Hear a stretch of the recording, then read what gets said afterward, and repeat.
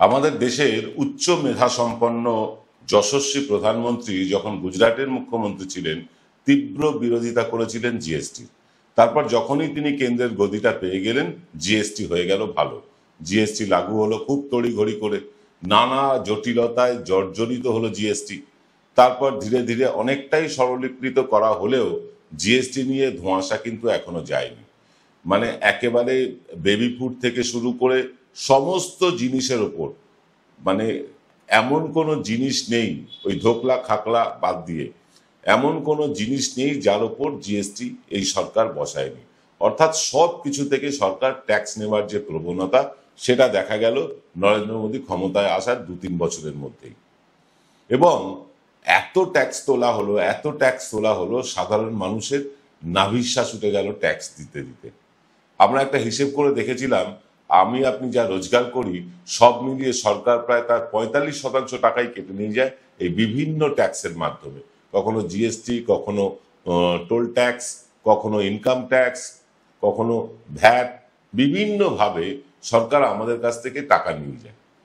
এই নিয়ে একটা গেল রব উঠলো। সরকারের এমনি টালমাটাল অবস্থা, সরকারটা কখন পড়ে যায় কোনো ঠিক নেই।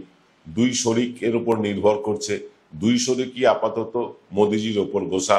এক শরিক গোসা কারণ মোদিজি ট্রাম্পের সাথে কথা বলছেন না যে সমুদ্রজাত পণ্যগুলো যাতে ট্যাক্স কমানো যায়, তা নিয়ে গোসা।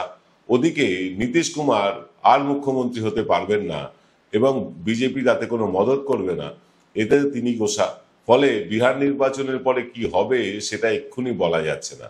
বিহার নির্বাচন নিয়ে আজ রাতেই আমরা একটা অনুষ্ঠান আনছি, আপনারা দেখতে ভুলবেন না। যাই হোক, এইরকম টালমাটাল অবস্থায় মণিপুরে আগুন জ্বলতে শুরু করেছে। আপনারা দেখলেন লাদাখে পর্যন্ত আগুন জ্বলতে শুরু করেছে। ধিকি ধিকি আগুন কিন্তু বিভিন্ন জায়গায় জ্বলতে শুরু করেছে। রাজবংশীরা আসামে পথে নেমেছে, মতুয়ারা বিপর্যস্ত। এই রকম অবস্থায় সরকারকে একটা বাঁচার রাস্তা বা একটা এসকেপ রুট তাদের দরকার ছিল। কারণ এর আগে সবকিছু ট্রাই করা হয়ে গেছে, ধর্মকে ব্যবহার করা হয়ে গেছে, হিন্দু মুসলমান করা হয়ে গেছে, পাকিস্তান করা হয়ে গেছে, উগ্রপন্থী করা হয়ে গেছে, দেশপ্রেম হয়ে গেছে। এবার যখন রাহুল গান্ধী একের পর এক বোমা ফাটাচ্ছেন, সেখান থেকে নজর ঘোরাতে এবার কমে গেল কিন্তু জিএসটি কমে গেল, কিন্তু মোবাইল রিচার্জের দাম কমেনি কেন? ইলেকট্রিক বিলটা কম আসেনি কেন? দুধ, পনির, ঘি, মাখন, বিস্কুট এখনো কেন পুরনো দামে বিক্রি হচ্ছে? রিফাইন তেল, সর্ষের তেলের দাম একই আছে কেন? জলের বোতল সেই 20 টাকাতেই বিক্রি হচ্ছে।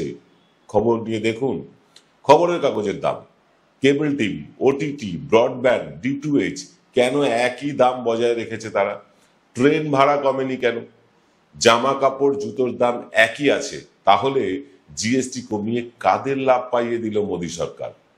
3 টাকার কলম যেটা কিনতাম এই কয়েক মাস আগেও, সেই 3 টাকা দিয়েই আজকে কিনতে হলো।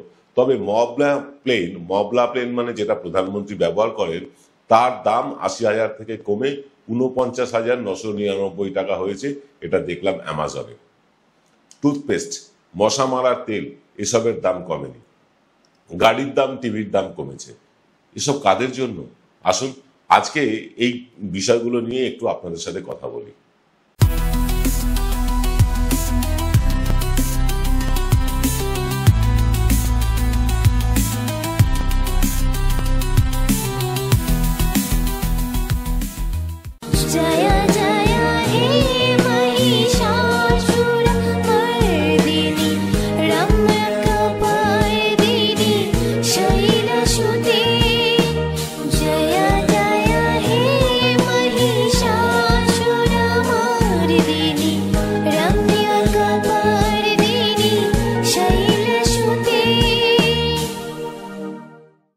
নমস্কার, শুভ সন্ধ্যা, চতুর্থীর শুভেচ্ছা।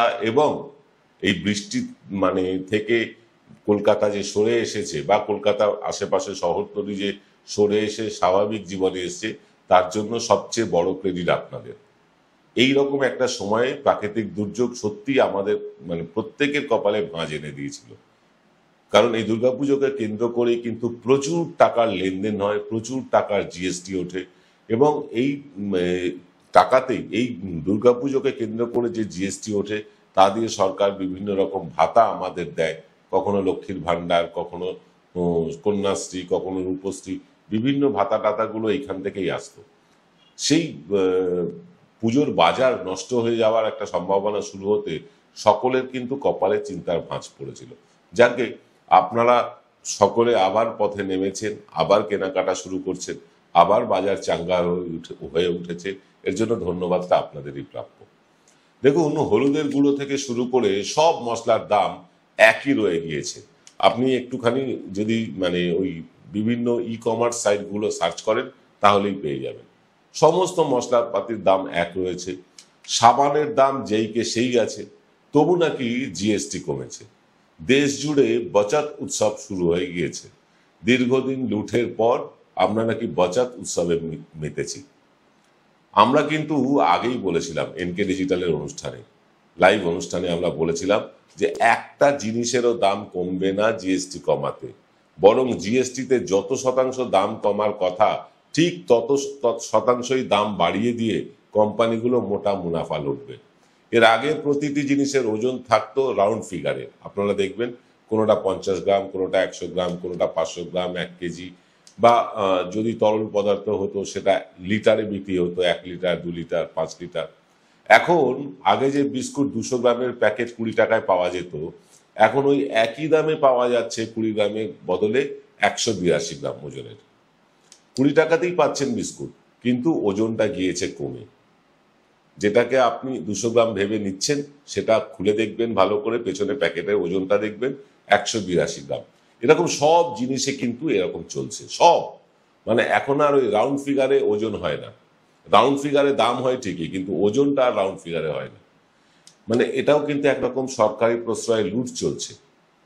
30 দিনের মোবাইল রিচার্জের পয়সা নিয়ে 2 দিনের দাম চুরি করাটা কিন্তু চুরি হয়। 5G ইন্টারনেটের দাম নিয়ে 3G স্পিড দেওয়াটাও আরও একটা চুরি। 5G আসার আগে কি বলা হয়েছিল, যে 3 ঘন্টার একখানা সিনেমা নাকি 3 মিনিটে, মাত্র 3 মিনিটে ডাউনলোড হয়ে যাবে। এখন 3 ঘন্টার সিনেমা ডাউনলোড করতে সেই 20 থেকে 25-30 মিনিটই লাগছে। কেন? এটা চুরি নয়।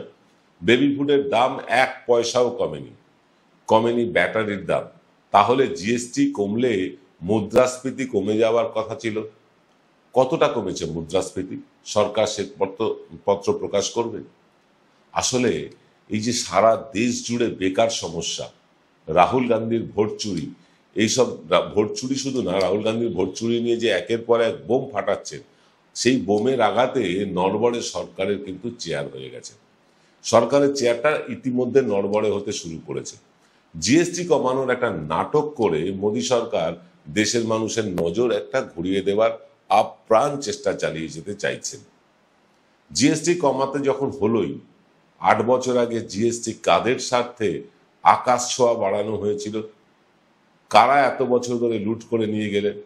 2 মিনিটের নুডলস থেকে শুরু করে ধূপকাঠি যে দাম বেড়েছিল, সেই দাম আর কমেনি। তাই আমরা আগেও বলেছিলাম, এখনো বলছি, জিএসটি কমলে সাধারণ মানুষের লাভের লাভ কিছুই হবে না। লাভবান হবে শুধু ব্যবসায়ীরা। বিভিন্ন প্রোডাক্টসের ওজন কমিয়ে বা ম্যাক্সিমাম রিটেল প্রাইস, যেটাকে আমরা চলতি কথায় এমআরপি বলি, সেটাকে বাড়িয়ে দিয়ে পণ্যের দাম আগের মতোই রেখে দেবে কোম্পানিগুলো, এবং সেটা শুরুও করে দিয়েছে তারা। এই কোম্পানিগুলোকে রুখতে, যারা এরকম কাজ করছে তাদের রুখতে এখনো পর্যন্ত অর্থমন্ত্রক কোনো পদক্ষেপ নেয়নি।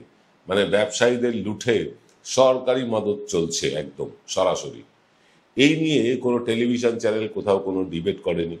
সাধারণ মানুষ এখন ফেস্টিভ মুডে আছে, তারাও কোনো প্রতিবাদে যাচ্ছে না। রাজনৈতিক দল, তারাও মুখে কুলুপ এঁটে বসে আছে। রাজনৈতিক দলগুলো না হয় চাঁদা টাদা পায় ব্যবসায়ীদের থেকে, তাদের মুখে কুলুপেট থাকাটা তবুও একটা লজিক আছে। টেলিভিশন চ্যানেলগুলো ভালো বিজ্ঞাপন পায়, মোটা মোটা টাকার বিজ্ঞাপন পায়, তাই তারাও এই নিয়ে রাগ কাটবে না, সেটাও খুব স্বাভাবিক। কিন্তু আদালত স্বতঃপ্রণোদিত হয়ে এই বিষয়টা বিশেষ নজর রাখার জন্য কেন্দ্রীয় সরকারকে স্পেশাল টাস্ক ফোর্সের নির্দেশ কেন দিচ্ছে না? তারা তো দিতেই পারেন, তারাও চুপ। আমরা সাধারণ মানুষ কি এভাবেই বারে বারে ঠকে যাব? কেউ কি দাঁড়ানোর মতো নেই আমাদের পাশে? পাপের ঘড়া পূর্ণ হলে কি হয়, লাদাখের মানুষ দেখাতে শুরু করেছেন, মণিপুরের মানুষ ইতিমধ্যে দেখিয়ে দিয়েছেন। তবু কি টনক নড়বে না এই সরকারের? এই ব্যবসায়ীদের 15 লাখ কোটি টাকার যে ঋণ, সেটা মাফ করে দিয়েছে এই সরকারই। কৃষকদের বা ছাত্রছাত্রীদের যে পড়াশুনোর ঋণ, এর বদলে যদি সরকার মাফ করে দিত, তাহলেও তো কিছু মানুষের লাভ হতো। তারা লাভ পাইয়ে দিয়েছে বড় বড় ব্যবসায়ীদের। কিন্তু এই সরকার, আমরা পরিষ্কার বুঝতে পারছি, এই সরকার for the businessman, by the businessman, of the businessman হয়েই 11টা বছর কাটিয়ে দিল। এটা আমরা লক্ষ্য করলাম। কথায় কথায় মানুষকে লাইনে দাঁড় করিয়ে উগ্রপন্থী হানার নাম করে দেশের মূল সমস্যাগুলো থেকে নজর সরিয়ে রাখলো 11টা বছর ধরে। হিন্দু মুসলমান ভাগাভাগি করে রাজত্ব চালিয়ে গেল তারা। বলছি, কবে আর মানুষের ঘুম ভাঙবে? আদৌ কি ঘুম ভাঙবে আমরা জানি না, তবে আমরা সেই সুদিনের অপেক্ষায় আছি যেদিন মানুষ, সাধারণ মানুষের ঘুম ভাঙবে। ঘুম ভেঙে, আড়ামোড়া ভেঙে সাধারণ মানুষ রাস্তায় নেমে প্রতিবাদ করা শুরু করবে। দরকার নেই কোনো রাজনৈতিক দলের, দরকার নেই কোনো আদালতের, দরকার নেই কিন্তু কোনো মিডিয়ার। এই যে 4খানা স্তম্ভ আমাদের সংবিধানের, 4টে স্তম্ভই একেবারে ভেঙে গেছে। যখন 4টে স্তম্ভই ভেঙে পড়ে, মানুষকেই কিন্তু এগিয়ে আসতে হয় সেই স্তম্ভগুলোকে রক্ষা করার। তাই আমরা আশা করছি আমাদের এখানেও কিন্তু মানুষ এগিয়ে আসবে, মানুষ প্রতিবাদ করবেন। আর এই সরকার, যারা এখন বহাল তবিয়তে রসে বসে আছে, প্রধানমন্ত্রী 850 কোটি টাকার প্লেন চাপছেন, মহবলা প্লেন ব্যবহার করছেন, 25 কোটির গাড়িতে চাপছেন, 4.5 লাখের মাশরুম খাচ্ছেন, 10 লাখের স্যুট পরছেন, এই প্রধানমন্ত্রী এই আয়েস, মানে বিলাস ব্যসনে থাকা জীবন সারা জীবন চলবে তো? মানুষ কি কখনো ঘুরে দাঁড়াবে না? এটা হয় না। প্রাকৃতিক নিয়মে, রাজনৈতিক নিয়মে এটা হয় না, এটা চলতে পারে না বেশি দিন। তাই সুদিনের অপেক্ষায় থেকে আজকের অনুষ্ঠান শেষ করছি। রাতের অনুষ্ঠানটা দেখবেন বিহার নির্বাচন নিয়ে এনকে ডিজিটালের পর্যবেক্ষণ। সেই অনুষ্ঠানটা অত্যন্ত গুরুত্বপূর্ণ, আপনারা দেখতে ভুলবেন না। সকলকে আরও একবার শারদীয়ার শুভেচ্ছা জানিয়ে শেষ করছি আজকের প্রবচন অনুষ্ঠান। সকলে ভালো থাকবেন। নমস্কার।